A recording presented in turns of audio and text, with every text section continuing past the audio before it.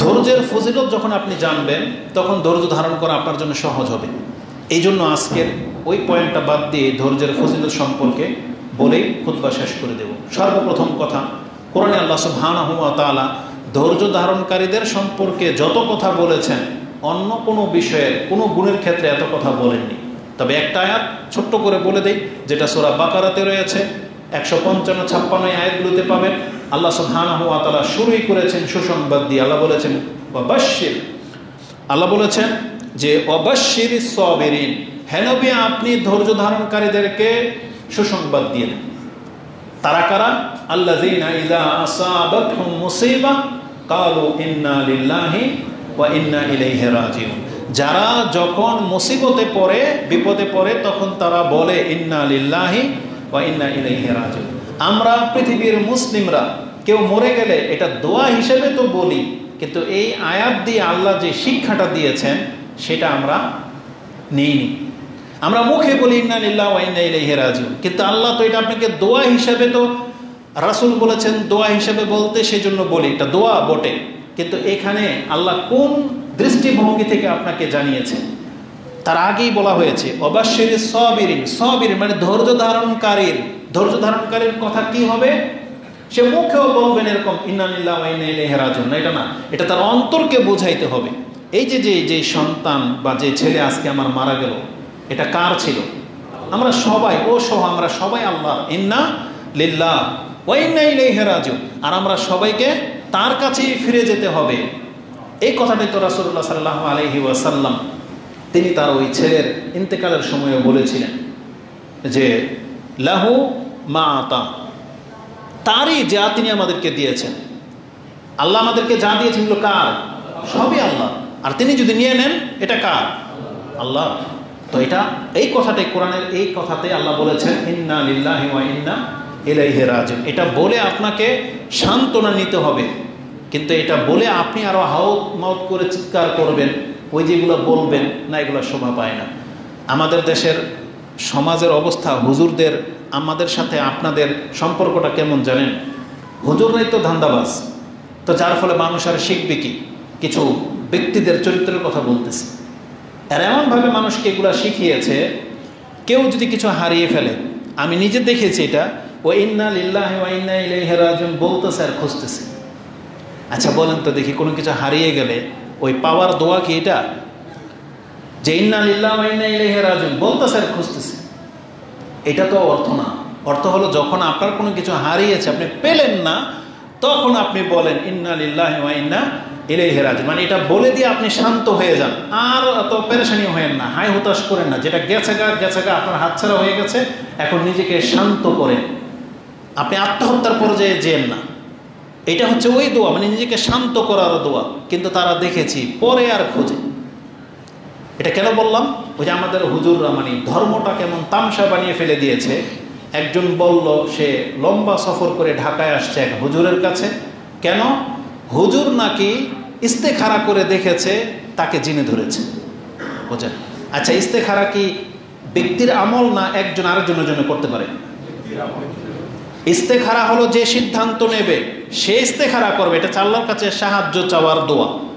আর ইস্তেখারা করে ফেললে কি সে কি দেখতে পায়? গায়েব তার কাছে প্রকাশ পেয়ে যায়? এতে হুজুররা কোন ধান্দাবাজি শুরু করেছে? হুজুর নাকি ইস্তেখারা করে দেয়, আপনার লাইফের ইস্তেখারা নাকি আমি করে দিয়ে দেখতে পাচ্ছি যে আপনার এই বিপদ, এটা করলে এটা হল। চিন্তা করা যায়? এটা হচ্ছে বাংলার জমিনের মুসলিম বা ইসলামী আলেমদের অবস্থা। ধান্দাবাজার একটা সিস্টেম থাকা দরকার। আর এই নির্বোধ মানুষগুলো, শ্রোতাগুলা এতটা নির্বোধ হয়, আল্লাহ তাদের আকলকে এমন গিরা লাগিয়ে দিয়েছে যে ধর্মের নিম্নতম জ্ঞানটুকু সে অর্জন করে না। এই সমস্ত ধান্দাবাজদের খপ্পরে পড়ে যায়। ইস্তেখারাও কি একজন আরেকজনটা করে দেওয়া যায়? রাসূলুল্লাহ সাল্লাল্লাহু আলাইহি সাল্লামের কাছে জীবনে কোনো শুনেছেন কোন সাহাবী, কোন সাহাবিয়াত এসে বলেছে ইয়া রাসূলুল্লাহ আপনি ইস্তেখারা করে দেখেন তো আমার এই বিপদটা কিভাবে কাটবে? বলেছেন? তাহলে এই জন্য বললাম যে আমাদের ধর্মের কথাগুলো একরকম, আমরা নেই ভিন্নভাবে। না, আপনাকে ধৈর্য ধারণ করতে হবে। এবার আসুন আমি আপনাকে ওই 3টা হাদিস বলি যাদের সন্তান রিলেটেড, যাদের সন্তান মারা গেছে তাদের জন্য আল্লাহর পক্ষ থেকে কি ব্যবস্থা করা হয়েছে। আপনি যদি বাজে মন্তব্য না করেন, সন্তুষ্ট যদি থাকেন, আসুন আপনি আল্লাহর কাছে কি পাবেন। প্রথম আপনার মর্যাদা সেটা হচ্ছে আবি সাঈদ খুদরি তিনি বলেন, আন্না রাসূলুল্লাহ সাল্লাল্লাহু আলাইহি ওয়াসাল্লাম ক্বালা মা মিন কুন্না মিন ইমরাআতিন তুকদ্দিমু বাইনা ইয়াদাইহা মিন ওয়ালাদিহা সালাসান, এমন কোন মহিলা যদি আছো থেকে থাকো যে তুমি তোমার জীবদ্দশায় 3টা সন্তান আগে চলে গেছে, মানে মরে গেছে, 3টা সন্তান তোমার ইন্তেকাল করেছে, এমন কেউ যদি থেকে থাকো তাহলে তুমি জেনে রাখো ইল্লা কানু লাহা হিজাবান মিনান নার, তাহলে এই মহিলার এমন ব্যবস্থা হয়ে গেল সে যেন তার আর জাহান্নামের মাঝে একটা দেয়াল তৈরি করে ফেলেছে। তার মানে যেই মুসলিমের 3টা সন্তান মারা গেছে, ছোট ছোট, বড় আমাদের মতো হলে তো ওই ফজিলত আপনি আশা করতে পারেন, কিন্তু এখানে মূল হচ্ছে যে ছোট ছোট নাবালক বা একবার যাদের প্রতি অন্তর খুব বেশি আপনার জুড়ে গেছে, যাদের হওয়ার পরেই বা কিছুদিন পরেই মারা যায়, এদের প্রতি বাপমার কষ্টটা বেশি হয়। তখন যে কোনো সন্তানই মরে গেলে বাপমার জন্য এই ফজিলত যে তার আর জাহান্নামের মাঝে কি হয়ে যাবে, দেয়াল হয়ে যাবে, এটা একটা ফজিলত। সেই মহিলা বলতেছে ফাকালাত ইমরাআতুন আও ইসনাইনি আও ইসনাইনি আও ইসনাইনি ইয়া রাসূলুল্লাহ, বারবার বলছে ইয়া রাসূল দুইটার ব্যাপারে। তখন রাসূল সাল্লাল্লাহু আলাইহি ওয়াসাল্লাম তাকে জবাব দিয়েছেন আও ইসনাইনি আও ইসনাইনি আও ইসনাইনি, যার 2টা সন্তান মারা যাবে তার জন্য এই ফজিলত রয়েছে যে সে বাপমার জন্য কি হয়ে যাবে, জাহান্নামের মাঝে দেয়াল হয়ে যাবে। এই হাদিস কোট করেছেন ইমাম মুসলিম, যেটা আপনি কিতাবুল বিররে পেয়ে যাবেন 6593। শুধু জাহান্নামের দেয়ালই হবে না, বরং আপনার জন্য জান্নাতের সুসংবাদ রয়েছে। রাসূলুল্লাহ সাল্লাল্লাহু আলাইহি ওয়াসাল্লাম থেকে আবু হুরায়রা তিনি বলেন কালা লিনিসওয়াতি মিনাল আনসার, আনসারি মহিলাদের মধ্য থেকে মহিলাদেরকে রাসূলুল্লাহ সাল্লাল্লাহু আলাইহি ওয়াসাল্লাম বললেন লা ইয়ামুতু লিআহাদাকুম সালাসাতুন মিনাল ওয়ালাদ ফাতাহতাসিবাহা ইল্লা দাখালাতিল জান্নাহ। তোমাদের মহিলাদেরকে বলতেছেন রাসূলুল্লাহ সাল্লাল্লাহু আলাইহি ওয়াসাল্লাম, তোমাদের মধ্যে কারো যদি 3টা সন্তান মারা গিয়ে থাকে আর সে যদি আল্লাহর কাছে এর বিনিময় তলব করে, তাহতাসিবাহা, এই জায়গাটাতে হচ্ছে আজকের আমাদের সাথে ইসলামের শিক্ষার সাথে বর্তমান পরিস্থিতির সাথে অনেক বড় গ্যাপ। এটা শুধু আমরা বলবো না, মানে অধিকাংশ মুসলিমের এই জায়গাটাতে গ্যাপ, যে সন্তান মরে গেলে এর বিনিময়ে আল্লাহর কাছে সোয়াব চাইতে হয়, বিনিময় চাইতে হয়, এই জায়গাটাতে অনেক গ্যাপ রয়ে গেছে। এইটা যদি না থাকে তাহলে আপনি সেই ফজিলত পাবেন না। এই একটা ছোট্ট শব্দের মধ্যে তার মানে আপনার সন্তান মারা গেছে, আপনি এর বিনিময়ে আল্লাহর কাছে চাইতে হবে, কামনা রাখতে হবে অন্তরে, এতটুকুর ঘাটতির কারণে আপনি এই ফজিলত থেকে মাহরুম হয়ে যাচ্ছেন। কি ফজিলত? আপনার জাহান্নামে দেয়াল হয়ে যাবে। আর উপরন্ত রাসূল বলেছেন ইল্লা দাখালাতিল জান্নাহ, যার সন্তান মরে যাওয়ার কারণে সে আল্লাহর কাছে নেকির ইচ্ছা রেখেছে, ধৈর্য ধারণ করেছে, আল্লাহ এই নেকির বিনিময়ে তাকে জান্নাত ছাড়ার কিছুই দিবে না, সে জান্নাতে যাবে। কিসের কারণে? তার এই সন্তান মরে যাওয়ার কারণে সে ধৈর্য ধারণ করেছে। এই জন্য এই হাদিসও ইমাম মুসলিম কোট করেছেন, যেটা আপনি 6592-তে পেয়ে যাবেন। এবং এই জান্নাতে প্রবেশের দৃশ্যটা কি হবে, এই হাদিসটাই হচ্ছে আজকের বক্তব্যের পুরোটা, যেটা এই পর্যায়ে নিয়ে এসেছে। সেটা হচ্ছে আবু হুরায়রা রাদিয়াল্লাহু তাআলা আনহুকে একজন তাবী বলতেছেন, আপনি কি রাসূল সাল্লাল্লাহু আলাইহি ওয়াসাল্লামের কাছ থেকে এমন একটা হাদিস আমাকে শোনাইতে পারেন যার একাধিক সন্তান মারা গেছে তার অন্তর যেন ঠান্ডা হয়ে যায়? একজন বাবা বলতেছে, যার 2-3জন সন্তান মারা গেছে, এমন বাবার অন্তর ঠান্ডা হয়ে যাবে, এমন কি কোনো হাদিস আপনি রাসূল সাল্লাল্লাহু আলাইহি ওয়াসাল্লামের কাছ থেকে শোনাইতে পারবেন? তিনি বলছেন না, হ্যাঁ আমি পারবো। রাসূল সাল্লাল্লাহু আলাইহি ওয়াসাল্লামের কাছ থেকে এমন একটা হাদিস শোনাবো যেটা শুনলে তোমার অন্তর ঠান্ডা হয়ে যাবে। সেটা কি? তিনি বলেছিলেন বিহাদিসিন তুতাইয়িবু বিহি আনফুসানা আন মাউতানা, আমাদের মৃত্যুদের কারণে আমাদের অন্তরে যে ব্যথা হয়, এমন কোনো হাদিসকে আপনি শোনাবেন যেটা অন্তরটা ঠান্ডা হয়ে যাবে। তখন আবু হুরায়রা রাদিয়াল্লাহু তাআলা বলেছিলেন যে না, আমি শোনাবো তোমাকে হাদিস। তখন তিনি সেই হাদিসটা শোনালেন, সিগারুহুম দামিদুন আল জান্নাহ, ছোট ছোট বাচ্চা যখন মারা যায় নিষ্পাপ নাবালক অবস্থায়, আল্লাহ সুবহানাহু ওয়া তাআলা এই বাচ্চাদেরকে জান্নাতের প্রজাপতি বা ফড়িং আকারে করে দিয়ে দেন। তার মানে সেই বাচ্চাগুলো যেন জান্নাতে প্রজাপতির মতো উড়ে বেড়ায়। এবং সে হাসরের মাঠে এসে এই পিতামাতার সাথে এমনভাবে সাক্ষাৎ করবে, ইয়াতালাক্কা আহাদুকুম আবাহু আবাহু আও কালা আবাওয়াইহি, মানে হয় পিতার সাথে অথবা পিতামাতা দুজনের সাথে এই ছোট বাচ্চাগুলো এমনভাবে আসবে, ফায়াখুযু বিসাওবি আও কালা বিয়াদি, হয় আপনার হাত ধরবে অথবা আপনার জামার আঁচল ধরবে। দেখবেন একবারে ছোট বাচ্চা হলে আপনার সব ধরতে পারে না, হয় কাঙ্গুলে ধরবে অথবা জামার কিছু অংশ এভাবে ধরে। রাসূল বলেছেন এই ছোট ছোট বাচ্চাগুলো তার বাপ মার জামার এখানে ধরবে অথবা এখানে ধরবে, ধরে থাকবে, ছাড়বে না, যেভাবে আমি তোমার হাত ধরেছি। তিনি বলছেন ফালা ইয়াতানাহা, ছাড়বে না। আরেকটা বর্ণনায় আও কালা, অথবা রাসূল বলেছেন ফালা ইয়ানতাহি, থামবে না। কতক্ষণ পর্যন্ত?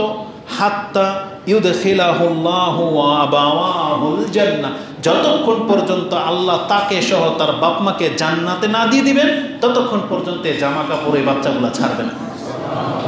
তার মানে যাদের ছোট ছোট বাচ্চা মারা যায় একাধিক, তাদের জন্য এই ফজিলত বলা হয়েছে। সেই বাচ্চাগুলো আসবে জান্নাত থেকে, ওই প্রজাপতি আকারে যে ছিল, এসে বিচার যখন শুরু হবে তখন এই বাচ্চাগুলো যদি জান্নাতি হয়, কেন এই কথাটা বললাম? এই বাচ্চাগুলো যদি জান্নাতি হয়, রাসূলুল্লাহ সাল্লাল্লাহু আলাইহি ওয়াসাল্লামের এই হাদিসগুলো প্রমাণ করে যে কোনো নাবালক বাচ্চা মরলেই জান্নাতি, এটা প্রমাণ করে। কিন্তু জেনে নেন এমনও হাদিস আছে, এই যে স্কুলে যে বাচ্চাগুলো জ্বলে মারা গেল বা আমাদের যে বাচ্চাগুলো ভূমিষ্ঠ হওয়ার পরে মরে যায়, ভালো ধারণা রাখা ভালো যে হ্যাঁ আমরা দোয়া করি আল্লাহ যেন তাদেরকে জান্নাত দিয়ে দেয়, বলেন আমিন। কিন্তু এরা সব জান্নাতি এ সার্টিফিকেট দেওয়া যাবে না। কারণ আয়েশা রাদিয়াল্লাহু তাআলা আনহা তিনি একটা মদিনার একটা ছোট্ট বাচ্চার জানাজাকে দেখে এই কথাটাই বলেছিলেন, যে বলেছিল হুয়া আসফার আসাফিরিন হুয়া উসফুর মিন আসাফিরিল জান্নাহ, এটা তো মদিনার চড়ুই পাখিগুলোর মধ্য থেকে একটা, যারা জান্নাতে যাবে যে জান্নাতি চড়ুই পাখিগুলোর মধ্য থেকে একটা চড়ুই পাখি। তখন রাসূলুল্লাহ সাল্লাল্লাহু আলাইহি সাল্লাম বলেছেন আওয়া গায়রা যালিকা ইয়া আয়েশা, এর ব্যতিক্রম তো হতে পারে। রাসূল বলতেছেন ব্যতিক্রম কি? বলেছেন ইন্নাল্লাহা খালাকাল জান্নাহ ওয়া খালাকা লাহা আহলাহা ওয়া খালাকান নারা ওয়া খালাকা লাহা আহলাহা, আল্লাহ যেমন জান্নাত সৃষ্টি করেছেন, জান্নাতি কারা হবে তাদেরকেও সৃষ্টি করেছেন। আল্লাহ যেমন জাহান্নাম সৃষ্টি করেছেন, কারা জাহান্নামে যাবে তাদেরকেও আল্লাহ সৃষ্টি করেছেন, এবং ওইটা এক সময় লিপিবদ্ধ হয়ে গেছে। এই জান্নাতে কারা কারা ঢুকবে নাম যেমন লিস্টেড, জাহান্নামে কারা যাবে তারাও নাম লিস্টেড। তাদের মধ্যে 0 বয়সেরও আছে, তাদের মধ্যে ম্যাক্সিমাম বয়সেরও আছে। জাহান্নামের মধ্যেও 0 বয়সের বাচ্চাও যাবে, ম্যাক্সিমাম বয়সের বাচ্চাও যাবে, কেন ওটা অলরেডি আল্লাহ আগেই লিখে নিয়েছে। তাই জন্য বলেছেন এটা বিচারটা কিভাবে হবে? হাসরের মাঠে হবে।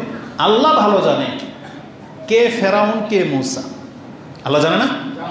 যখন ছোট্ট বাচ্চা হয়ে ফেরাউন জন্মেছিল, আল্লাহ তো জানে এটা ফেরাউন, তাই না?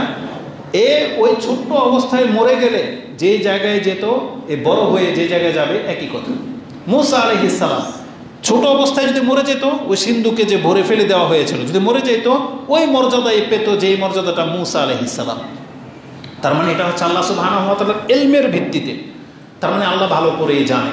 তবে আমরা মুসলিম বাচ্চাদের জন্য অবশ্যই এটা দোয়া করি, আল্লাহ যাদের সন্তান ছোট ছোট বাচ্চাগুলো মারা গেছে এবং স্কুলের এই বাচ্চাগুলো যাদের হয়তো কোনো পাপ ছিল না, আল্লাহ তো আল্লাহ ভালো জানে, তবে আমরা বলবো যে যাদের হয়তো কোনো পাপ ছিল না, আল্লাহ তুমি প্রত্যেকটাকে কবুল করে এবং ওদেরকে শহীদের মর্যাদা দিয়ে দাও, এবং ওদের বাপ মার অন্তরটাকে আল্লাহ তুমি ঠান্ডা করে দাও, এবং এর স্থলাভিষিক্ত হতে পারে আল্লাহ তাদেরকে হেদায়েত করে দিবে, এবং পরবর্তীতে যে সন্তানগুলো আসবে হতে পারে তারা সেই সন্তানগুলোকে আল্লাহর সৈনিক বানাবে। আমিন ইয়া রাব্বাল আলামিন। তো রাসূলুল্লাহ সাল্লাল্লাহু আলাইহি সাল্লাম বলেছেন এই ছোট ছোট বাচ্চাগুলো আসবে এবং তারা হাত ধরে নিয়ে তাকে জান্নাতের দিকে নিয়ে যাবে। একটা হাদিস সর্বশেষ, এটা সবগুলো হাদিসের উপরে আমি মনে করি আপনার কাছে প্রাধান্য পাবে, সেটা হচ্ছে এই রাসূলুল্লাহ সাল্লাল্লাহু আলাইহি ওয়াসাল্লাম শুধু জুমার খুতবাই দিতেন না, তিনি হালাকাও করতেন মসজিদে। তার হালাকাতে বিশেষ বিশেষ যারা আসতো তারা সব বিশেষ, কারণ হালাকার গুরুত্ব যারা দেয় তারা ধর্ম আবেগী হয় বা তারা ধর্মকে জানতে চায়, শিখতে চায়। রাসূলুল্লাহ সাল্লাল্লাহু আলাইহি সাল্লামের হালাকাতে এরকম সাহাবীরা বসতেন। একজন সাহাবী যে তার বাচ্চাটাকে কাঁধে করে নিয়ে মসজিদে আসতেন এবং বসতেন, দার্সে বসতেন, এ বাচ্চাকে কোলে রাখতেন না কাঁধে রাখতেন, রেখে দার্স শুনতেন। হঠাৎ করে দেখে রাসূল সাল্লাল্লাহু আলাইহি ওয়াসাল্লাম ওই লোকটা মিসিং, তার দার্সে এখন আর দেখা যায় না।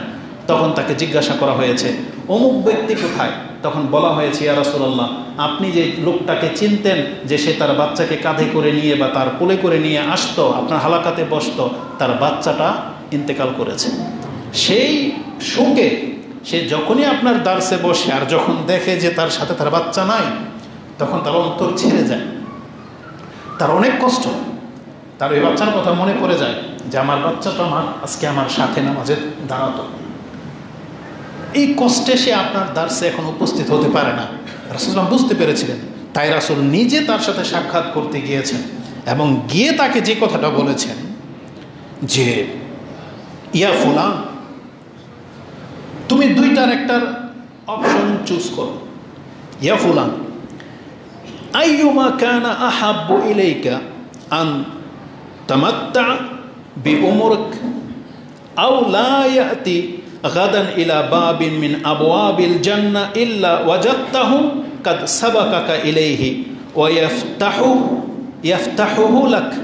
কালা ইয়া নবী আল্লাহ, বাল ইয়াসবিকুনি ইলা বাবিল জান্নাহ ওয়া ইয়াফতাহুহা লি লাহু আহাব্বু ইলাইয়া। কালা ফাযাকা লাকা। রাসূল সাল্লাল্লাহু আলাইহি ওয়াসাল্লাম তাকে দুইটা অপশন দিয়েছেন। যে পিতা তার বাচ্চা হারিয়েছে, তার এতটা কষ্ট হচ্ছে, বলতেছেন তুমি দুইটার একটা অপশন গ্রহণ করো। হয় সেই ছেলেটা তোমার সাথে পৃথিবীতে বড় হতো, তোমার সাথেই থাকতো, বড় পর্যন্ত, তোমার মৃত্যু পর্যন্ত তুমি চোখের সামনে দেখতে পেতে, এখন মরে গেছে। এই জন্য যে আল্লাহ এমনও তো হতে পারে যে তাকে আল্লাহ আগেই জান্নাতে দিয়ে দিয়েছেন, বিচারের মাঠে যখন তুমি যাবে গিয়ে দেখতে পাবে যে তোমার আগে তোমার এই ছেলে জান্নাতের দরজায় দাঁড়িয়ে আছে, আর সেখানে তোমাকে ইস্তেকবাল করার জন্য ওই জান্নাতের দরজা ধরে আছে যে তুমি আসলে তোমার জন্য খুলে দেবে। এই জন্য আল্লাহ তাকে নিয়ে নিয়েছেন। এই দুইটা অপশনের কোনটা তোমার জন্য বেটার? সে তোমার সাথে বড় হতো, তোমার চক্ষু শীতলকারী হতো, এটা তোমার জন্য বেশি পছন্দনীয়, নাকি তুমি এখন এটা পছন্দ করো যে ও আগেই জান্নাতের দরজায় পৌঁছে যাবে আর গিয়ে অপেক্ষমান থাকবে, আমি গেলে আমার জন্য জান্নাতের দরজা খুলে দেবে? তখন এই কথা, এই অপশন শুনে সেই লোকটা বলতেছেন যে বাল ইয়াসবিকুনি ইলা বাবিল জান্নাহ, বরং আমি পছন্দ করি সে আমার আগেই জান্নাতের দরজায় চলে যাবে এবং সে আমাকে লক্ষ্য করে আমার জন্য দরজা খোলার জন্য অপেক্ষা করবে, এটা আমার কাছে বেশি প্রিয় ইয়া রাসূলুল্লাহ। রাসূল সাল্লাল্লাহু আলাইহি ওয়াসাল্লাম জবাব শুনে বলতেছেন ফাযাকা লাকা, তোমার মর্যাদা এটাই। তার মানে যার ছোট সন্তান মারা যাবে, আপনার জন্য আপনার সন্তান জান্নাতের দরজায় অপেক্ষমান থাকবে। এটা ইমাম নাসাই কোট করেছেন, 2088 নম্বর হাদিস আপনি পেয়ে যাবেন। তা আমি মনে করি আমাদেরকে আল্লাহর প্রতি সন্তুষ্ট থাকার জন্য এগুলোই হচ্ছে সবচেয়ে উচ্চ মানের শিক্ষা। আমাদেরকে আল্লাহ সুবহানাহু ওয়া তাআলা যখন কোনো কিছু দেন, তার মানে আল্লাহ সুবহানাহু ওয়া তাআলা আমাদেরকে সম্মানিত করার জন্যই দেন। তিনি যখন আমাদের কাছ থেকে কিছু নেন, তখন এটার বিনিময়েও তিনি আমাদেরকে সম্মানিত এবং আমাদেরকে পাপ মুক্ত করার জন্যই নেন। অতএব সর্বাবস্থায় আমাদেরকে আল্লাহর প্রতি সন্তুষ্ট থাকতে হবে। আলহামদুলিল্লাহ আলা কুল্লি হাল। এই জন্য আমরা আল্লাহর কাছে দোয়া করি, আল্লাহ সবসময় আমরা তোমার বান্দা থাকবো, তোমার উপরে সন্তুষ্ট থাকবো, সেই তৌফিক তুমি আমাদেরকে দাও। আকুলু লিকাউলি হাযা আস্তাগফিরুল্লাহ লি ওয়া লাকুম ওয়া লিসাইরিল মুসলিমিন ফাস্তাগফিরু ইন্নাহু হুয়াল গফুর।